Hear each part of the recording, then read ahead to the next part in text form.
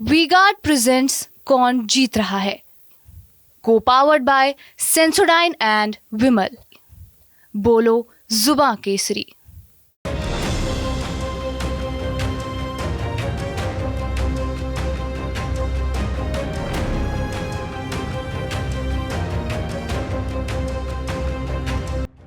UP में लोकसभा चुनाव को लेकर सरगर्मियां तेज हैं। इस बीच गाजीपुर लोकसभा सीट पर सभी की नजर टिकी हुई है। अब इस सीट पर मुकाबला दिलचस्प हो गया है। सपा ने मुख्तार अंसारी के भाई अफजाल अंसारी को टिकट दिया है, जो कि नामांकन दाखिल करने के लिए पहुंचे। पहले अफजाल अंसारी की बेटी नामांकन दाखिल करने पहुंची, उसके बाद अफजाल अंसारी पहुंचे।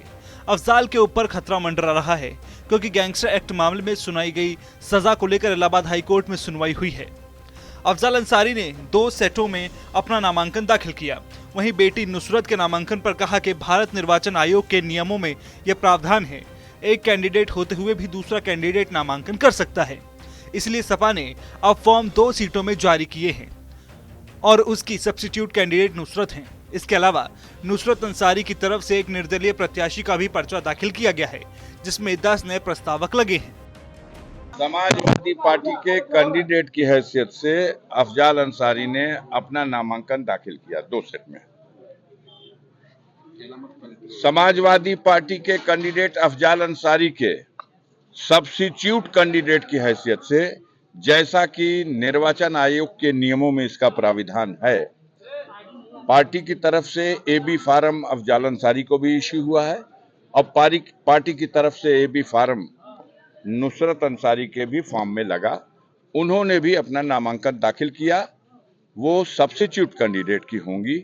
मेरे नामांकन पत्र में कोई आफत बलाए है तो उस स्थिति में भी वो सिंबल ऑटोमेटिकली ट्रांसफर हो जाएगा नुसरत अंसारी का। मेरा सिंबल एक्सेप्ट और मेरा पर्चा वैध, कोई आफत बलाए ना आ जाए, कट जाए आप लोगों की दुआ से। अरे भाई, इतना सशंकित आप लोग बना दिए हैं।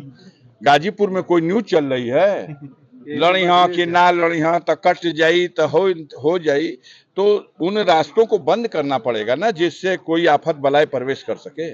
एक सेट निर्दल भी दाखिल हुआ है। अफजाल अंसारी को गैंगस्टर एक्ट में सुनाई गई सजा के खिलाफ अर्जी पर जस्टिस संजय कुमार की सिंगल बेंच सुनवाई कर रही है। अफजाल अंसारी के साथ ही राज्य सरकार और कृष्णानंद राय के परिवार की अर्जी पर भी कोर्ट सुनवाई कर रही है। कृष्णानंद राय के बेटे पीयूष राय ने गैंगस्टर एक्ट में मिली 4 साल की सजा को बढ़ाए जाने की मांग की है। अफजाल अंसारी के चुनाव लड़ने की उम्मीदें अब ना के बराबर हुई हैं। वो अब अपना नामांकन वापस ले सकते हैं। अफजाल अंसारी के वकीलों ने हाईकोर्ट में अपना पक्ष रखा। 20 मई को अब हाईकोर्ट में अगली सुनवाई होगी। अफजाल को गाजीपुर की एमपी एमएलए कोर्ट ने पिछले साल 29 अप्रैल को गैंगस्टर एक्ट मामले में 4 साल की कैद और 1 लाख रुपए का जुर्माना लगाया था।